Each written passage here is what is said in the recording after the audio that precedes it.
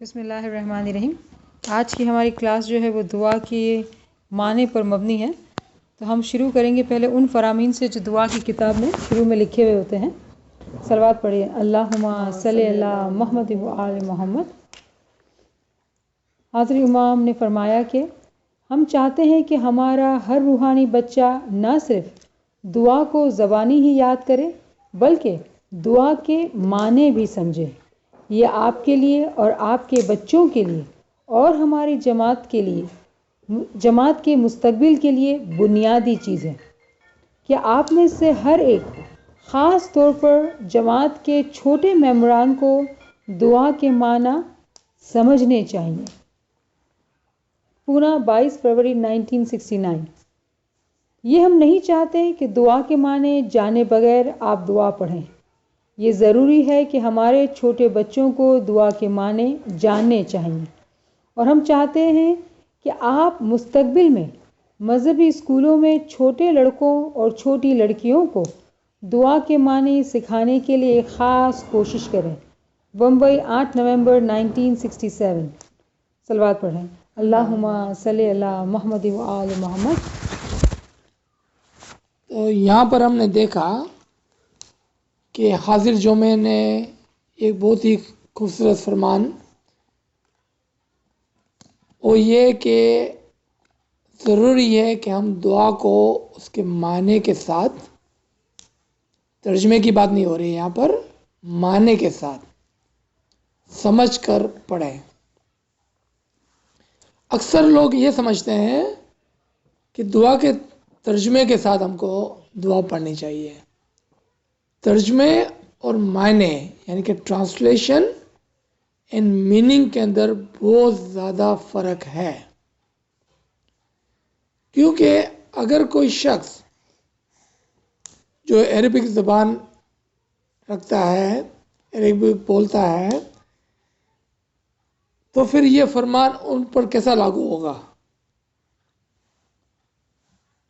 اگر ہم اردو بولتے ہیں، انگلش بولتے ہیں، گجراتی بولتے ہیں، تو ٹرانسلیشن ہمارے لیے امپورٹنٹ ہے، لیکن امام فرماتے کہ نہیں، آپ معنی سمجھ کر، یعنی کہ اس کی تعویلات کو سمجھ کر، اس کی ڈیپ میننگ کو سمجھ کر، اس کو اچھی طرح سوچ سمجھ کر، اس کے ایسوٹیرک میننگ کو سمجھ کر پھر اس کی ادائیگی ہو، نہ کہ خالی یہ کہنا کہ میں شروع کرتا ہوں اللہ کے نام سے۔ یہ تو ٹرانسلیشن ہو گیا، اور ایک عربک اسپیکنگ کے لیے it doesn't mean any thing. تو پھر یہ فرمان اس کے لیے نہیں ہوگا، صرف ہمارے لیے ہوگا؟ نہیں، امام کا فرمان یونیورسل ہوتا ہے۔ ہر وہ بندہ، ہر وہ مرید جو دعا پڑھتا ہے اس کے لیے یہ فرمان ہے، اور امام ان کو یہ فرما رہے ہیں کہ آپ اس کو اچھی طرح سے سمجھ کر دعا کو پھر آپ دعا پڑھ رہے ہیں۔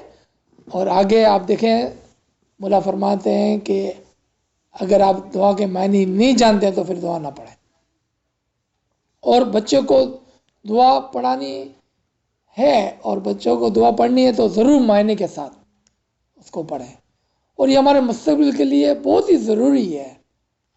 یعنی کہ ہمارا مستقبل، ہمارے مذہب کا مستقبل، ہمارے بچوں کا مستقبل اس پہ ڈیپینڈ کرتا ہے کہ ہم دعا اس کے معنی کے ساتھ پڑھیں، کیونکہ اگر ہم کو سمجھ نہیں ہوگی تو پھر ہم شریعت کے اندر اور اس کے ظاہر کے اندر رہ جائیں گے، اور اس کے باطن تک کبھی بھی نہیں پہنچیں گے۔ تو آئے ہم کوشش کرتے ہیں کہ ایک ایک پارٹ کر کے ہم دعا کے معنی کو سمجھیں، اور پھر اس کو سمجھ کر انشاءاللہ جب ہم دعا پڑھیں گے تو اس کے اندر امام کے فرمان کے اطاعت بھی ہوگی اور ہمارے لیے روحانی فائدہ بھی ہوگا۔ تو ہم یہاں پر پہلے پارٹ کی معنی سمجھنے کی کوشش کرتے ہیں۔ ہم شروع کریں گے۔ بسم اللہ الرحمن الرحیم۔ اوکے، یہاں سے تو آپ دیکھیں کہ سب سے پہلے ہم سورہ الحمد کے اندر بلکہ بسم اللہ الرحمن الرحیم سے ہی شروع کر دیتے ہیں، جو ہر سورہ کی آغاز کے اندر ہم کو ملتا ہے، ہر دعا کے پارٹ کے شروع کے اندر ہم کو ملتا ہے۔ یعنی کہ ابھی تک سورہ شروع نہیں ہوئی ہے، یعنی کہ سورہ الحمد اور پہلا پارٹ شروع کرنے سے پہلے ہی ہم جو کہتے ہیں بسم اللہ، تو ہم بسم اللہ سے بھی اور آگے آئے ہیں، صرف با تک آئے ہم، بسم اللہ کے با تک آئے. تو مولا علی کا یہ ارشاد ہے کہ قرآن کے اندر میرا ذکر بسم اللہ کے با کے اندر ہے، بلکہ با کے بھی نقطے کے اندر ہے. یعنی کہ قرآن کا آغاز نہیں ہو سکتا ہے جب تک ہم علی کا ذکر نہ کریں، کیونکہ مولا علی فرماتے ہیں کہ میں قرآن کے اندر بسم اللہ کے اندر با کے اندر وہ نقطہ ہوں جو با کے نیچے ہے. اگر آپ عربک لینگویج کو دیکھیں تو با جو ہے وہ ایک ایسا سمبل ہے جو دروازے کی طرف اشارہ کرتا ہے. یعنی کہ سورہ کے آغاز کے اندر، ہر سورہ کے آغاز کے اندر، جس طرح سے ہر پارٹ کے اندر ہم بسم اللہ الرحمن الرحیم بولتے ہیں، اس طرح سے ہر سورہ کے آغاز کے اندر بسم اللہ الرحمن الرحیم ہے، اور با جو ہے اس کا دروازہ ہے. اور مولا علی فرماتے ہیں کہ وہ دروازہ میں خود ہوں، بلکہ با کے نیچے جو نقطہ ہے، یعنی کہ اس دروازے کی جو چابی ہے وہ بھی میں ہی ہوں. یعنی کہ آپ کسی سورے کے اندر، قرآن کے اندر، دعا کے پارٹ کے اندر داخل ہو ہی نہیں سکتے ہیں علی کے بغیر، یعنی کہ علی کے دروازے کے بغیر اور علی کی چابی کے بغیر. دیکھیں ہم یہاں پر ٹرانسلیشن کی بات نہیں کر رہے ہیں، یہاں پر معنی کی بات کر رہے ہیں. ابھی تو ہم نے دعا کے معنی شروع ہی کہاں کیے ہیں، ابھی تو ہم بسم اللہ کے اندر بھی کہاں گئے ہیں، ابھی تو ہم صرف با کے اندر بھی کہاں گئے ہیں، بلکہ ہم اس کے نقطے کے اندر ہیں اور اس کے معنی کی ہم بات کر رہے ہیں. کہ جو شخص امام کو نہیں مانتا ہے، جو شخص علی کو نہیں مانتا ہے، جو شخص علی کے دروازے سے اس کے اندر داخل نہیں ہوتا ہے، اور جس کے پاس علی کے دروازے کی چابی یعنی کہ با کے نیچے وہ ڈاٹ ہے وہ نہیں ہے، وہ نہ تو دعا پڑھ سکتا ہے، نہ وہ دعا کو سمجھ سکتا ہے، نہ وہ اس دروازے سے داخل ہو سکتا ہے. یہ ہے معنی، اور یہی امام کا فرمان لاگو ہوتا ہے کہ جب تک آپ دعا کے معنی نہیں سمجھتے ہیں تب تک آپ دعا نہ پڑھیں.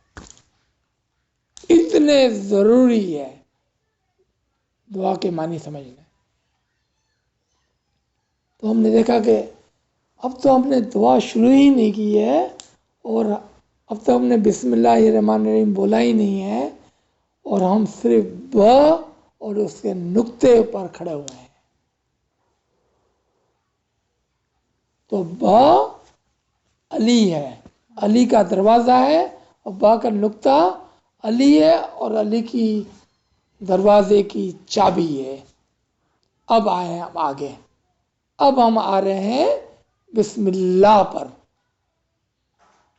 خالی بسم اللہ پر، با سے آگے آ رہے ہیں ہم. بسم اللہ، شروع اللہ کے نام سے، بسم اللہ. اب یہاں پر سوال پیدا ہوتا ہے کہ کس کے نام سے ہم شروع کر رہے ہیں، اور یہ اللہ جس کے نام سے ہم شروع کر رہے ہیں وہ کون ہے، اور علی کس کا دروازہ ہے. تو یہ یہاں پر سمجھایا جا رہا ہے ہم کو کہ جو علی کے دروازے سے داخل ہوتا ہے وہی خدا کے نور تک پہنچ سکتا ہے. کیوں؟ آپ دیکھیں اس حدیث کو، حضور صلی اللہ علیہ وسلم فرماتے ہیں کہ میں علم کا شیر ہوں اور علی اس کا دروازہ ہے. پھر ایک اور حدیث، میں حکمت کا گھر ہوں اور علی اس کا دروازہ ہے. اسی طرح سے قرآن کے اندر داخل ہونے کے لیے، دعا کے معنی سمجھنے کے لیے علی اس کا دروازہ ہے، اور آپ اس دروازے سے داخل ہو کر دعا کے اندر اتریں.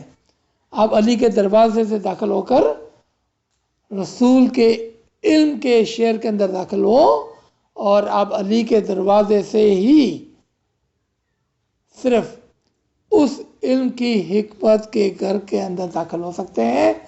تو جس نے علی کو چھوڑا وہ نہ تو علی کے معافی علم کے شعر کے اندر داخل ہو سکتا ہے، نہ ہی وہ حکمت کے گھر کے اندر داخل ہو سکتا ہے، نہ ہی وہ دعا کے اندر داخل ہو سکتا ہے، اور نہ ہی وہ قرآن کے اندر داخل ہو سکتا ہے. کیونکہ ان سب کا دروازہ صرف اور صرف علی زمان یعنی کہ امام زمانی ہے.